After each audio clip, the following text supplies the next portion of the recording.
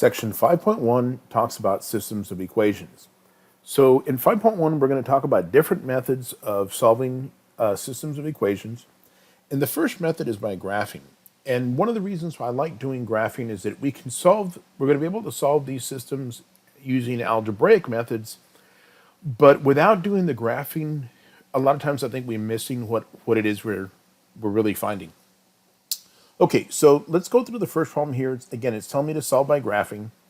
And we have two equations, y equals negative 3x and 2x minus y equals negative 5. Okay, excuse me. So the first thing I'm going to do, I'm going to write down my equation of a line in slope-intercept form. And again, I want to just remind us of some of these things. We talked about this back in chapter 2, I believe it was. So m is our slope, right, which is what we refer to as our rise over run. And then my point 0 and b, here we go, 0 and b is going to be our y-intercept, which is always going to be our starting point, right? Okay, so I'm going to look at the first equation I have here. So the first equation is y is equal to negative 3x. All right, so in this case, I know my m. My m is negative 3. I'm going to think about that as negative 3 over 1. And my y-intercept is the point 0b. Since there's nothing there, it's the point 0, 0. So the first thing I'm going to do, I'm going to plot my point 0, 0. Okay. Since my slope is a negative 3 over 1, I'm going to count 1, 2, 3 spaces down, 1 to the right. I can do it again if I need to. 1, 2, 3 spaces down, 1 to the right. And so now I'm going to draw my line. Okay? So there's the equation of my first line. Let's do the same thing for the second one. Okay? So my second line is 2x minus y equals a negative 5. I need to take that equation, y'all, and put it in this form. So in this form, it's solved for y. So I need to take this equation here, and I need to solve it for the letter y. So the first thing I'm going to do is I'm going to move my 2x over by subtracting. Okay.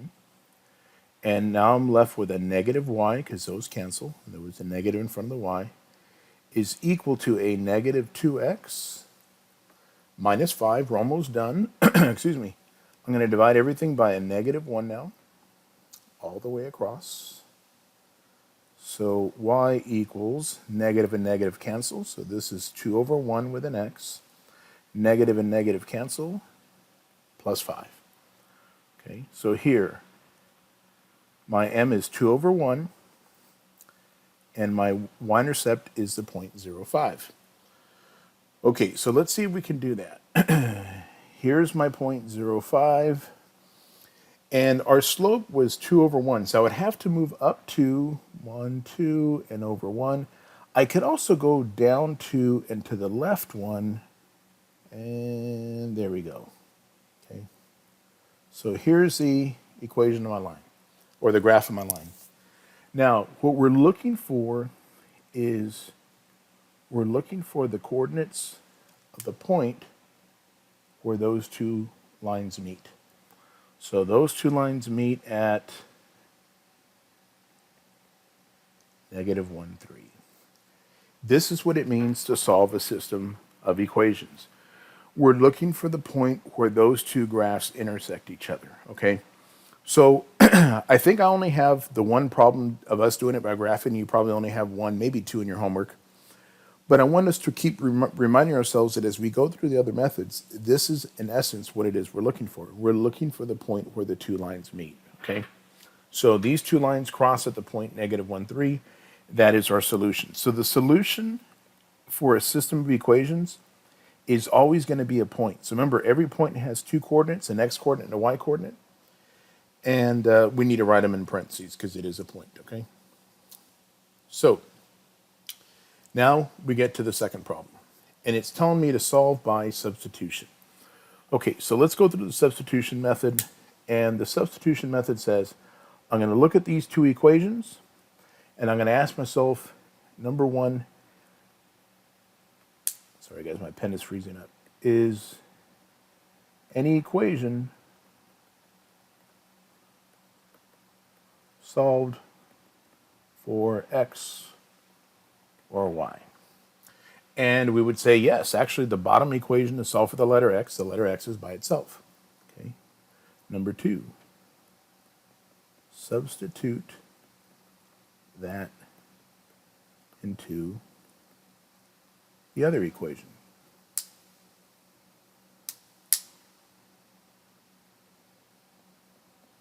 Oh, come on, pen. Okay, so what I mean by that is I'm going to take this value of x and I'm going to plug it in right here. So instead of me writing an x in that top equation, I'm going to write a 2y. So 2y plus another y is equal to 3. Let me clean this up so we can see it a little bit better. So again, all I did is take this equation here and plug it in right there. Okay, so now we have 3y is equal to 3. So we can solve for y by dividing both sides by 3. And we come up with y is equal to 1. Okay, so now I know y equals 1. I still need to find the other value. I need to find the x value. So now we can take this value y equals 1. We can either plug it in here or we can plug it in there. It doesn't matter. Whichever equation we use, we're still going to get the same answer. Okay. So suppose I use the second equation. X is equal to 2 times y, which is 1. X would be equal to 2. And again, because the solution of a system of equations is a point, and every point is written in terms of x and y, this will be 2 comma 1. Okay. Now you might say, what happens if we would have plugged it into the top equation? Okay. We would have had x plus 1 is equal to 3, and if you notice, when we subtract 1 on both sides, we still would have come up with x equals 2. So which equation do you use? It's entirely up to you. Okay. All right. So here's my next problem. And again, I'm still using the substitution method. And if you remember, step number 1 was, are any of the equations solved for x or y? And they're not. But it would be pretty easy for us to solve this equation here for the letter y. So if I take negative 2x plus y, negative 2x equals y plus 4, and I want to solve it for y, I can do that just by subtracting 4 on both sides. So now we get negative 2x minus 4 is equal to y. Okay, so we solved it for y, and now we're going to take this value of y and we're going to plug it into the second equation. So the second equation is 4x plus 2 times y, but remember, y is now negative 2x minus 4, and that's supposed to be equal to 5. Okay, so now we have 4x. We're going to multiply here. 2 times negative 2x is a minus 4x. 2 times negative 4 is a minus 8, equals 5. I want you to notice what's going to happen with these 4x's. They're going to cancel out. And we're going to come up with negative 8 is equal to 5. But we know that negative 8 is not equal to 5. So we're going to say that's not equal. And so we have no solution. And so we might wonder, okay, you know, when we did the problem previously, when we did this problem here and we came up with our answer, we knew what this meant. That if we were to graph these two lines right here, that they would intersect at the point 2, 1. So what does it mean when there's no solution? Remember what we're talking about. We're talking about graphing two lines, right? So I'm just going to make this up. I'm not saying this is what the graph of these lines are exactly going to look like, but the idea is going to be the same. Okay. So we're going to have one line that's going to look like this. So I'm just going to call this line 1. And then we're going to have another line. It's going to look like that, line 2. And notice those lines are parallel, and so they never intersect. And since we're looking for the point that they intersect but they don't, we say that there is no solution, okay? So again, I just wanted to kind of give you a visual of what does this mean when we end up with something that has no solution, okay?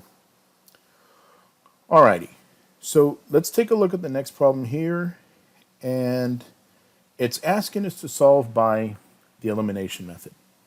So the elimination method, sometimes they call it the addition method, okay? The idea is I want to end up with the same number in front of the x or the same number in front of the y, but with different signs. So if one of the numbers is a 5, I want the other one to be a negative 5. If one of the numbers is a negative 3, I want the other one to be a positive 3. So I want you to notice the number in front of the y in front of the first equation is a 1. The number in front of the y in the second equation is a negative 1. That's what I'm looking for, to get something along those lines. Like I said, it's called the elimination method. Sometimes we also call it the addition method, because what we're going to do is we're going to add straight down. So 4x and 2x is going to give me a 6x. Those y's are going to cancel out. 13 and 5 is going to give me an 18. So when we divide both sides by 6, we're going to come up with x is equal to 3. Okay, now we know x is equal to 3. We can solve for y. So where are we going to plug in this 3? In either one of those equations. Remember, we did it earlier, and it didn't matter which equation we used, it still worked.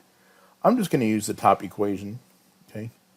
So I'm going to go 4 times 3 plus 1y equals 13. So 12 plus y equals 13. So I'm going to subtract 12 on both sides. And 13 minus 12 is going to give me 1. So remember what this means. This means that the point where those two lines intersect when we draw them would be the point 3, 1. Okay? All right. So now we're going to do the same thing here. We're trying to get the same number in front of the x, or we're trying to get the same number in front of the y, but so that they have opposite signs. Okay?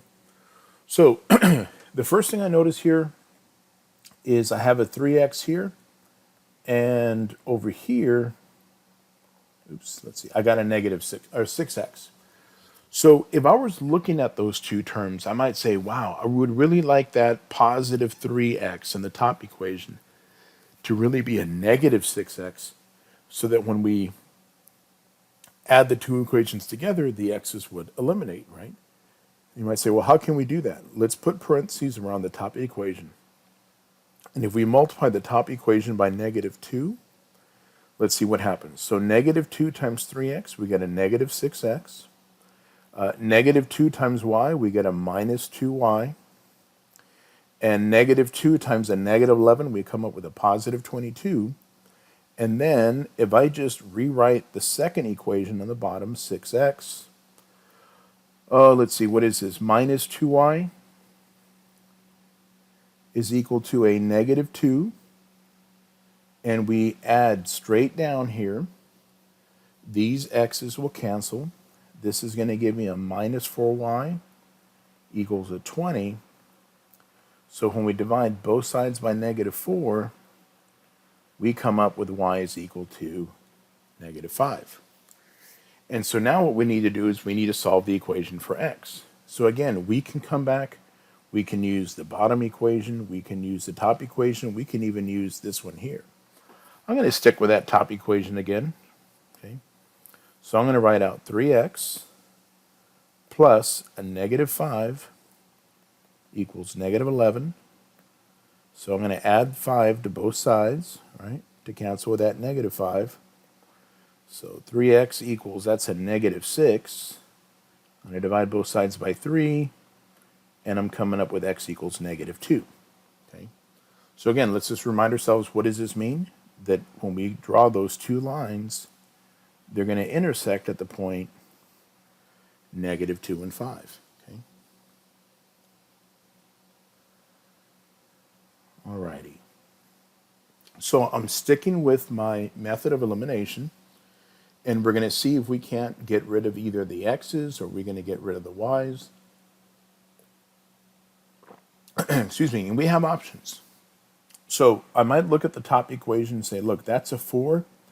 I'd really like this one down here to be a negative 4. How can we do that? By multiplying it by a negative 2. So I'm going to rewrite the top equation. I'm not going to change it at all. I'm just going to write it down right here. 4x plus 3y equals a minus 1.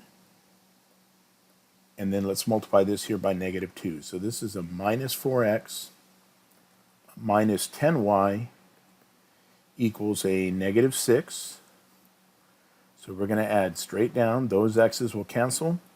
3y minus 10y is a minus 7y equals negative 7. We'll divide both sides by negative 7. And I'm coming up with y is equal to 1. Okay. All right, so now I know y equals 1. So I'm going to take this value of y. Again, I'll use the top equation. So 4x plus 3 times 1 equals negative 1. So 4x plus 3 equals negative 1. So I'm going to minus 3 on both sides. And I'm coming up with 4x is equal to a minus 4. So I'm dividing both sides by 4. This is giving me x equals negative 1. And so again, here is our solution, right? They meet at the point negative 1 and 1. Okay. All right. So I got another one. We're going to go about it the same exact way. I'm going to stick with what we've been doing by getting rid of the number in front of the x. It just seems to be working for us. So how about if I multiply this by a negative 2? So again, I'm going to leave my top equation alone, 10x minus 3y equals 46. And then my bottom equation is going to be a negative 10x, a minus 14y equals a negative 12. These x's here are going to cancel. The y's is going to add up to a negative 17y. 46 minus 12 is a 34. So when I divide both sides by a negative 17, coming up with y equals negative 2. Okay. And then we're going to go ahead and come back and substitute, right? So we're going to plug this in right here. So I'm going to have 5x plus 7 times a negative 2 equals 6. So 5x minus 14 equals 6. So let me go ahead and add 14 to both sides. And this is leaving me with 5x is equal to 20. So when I divide both sides by 5, I'm coming up with x is equal to 4. Okay. So again, our solution here is 4 and negative 2. Okay. All right. So if you look at this one, now we actually have 3 equations, and we have 3 variables, and we're going to stick with that method of elimination, okay? So what I want you to notice is if I look at the bottom 2 equations, if I were to take these bottom 2 equations and add straight down, this would give me a 3x. Well, these y's would cancel, the z's would cancel. 5 minus 2 would leave me with a 3. So when I divide both sides by 3, we'd automatically come up with x equals 1. Okay? So now we know that x is equal to 1. What I'm going to do now, y'all, is I'm going to come back to the entire system, and everywhere I have the letter x, I'm going to replace it with the number 1. So 1 plus y plus z equals 2. And 2 times 1 plus y minus z equals 5. And 1 minus y plus z equals negative 2.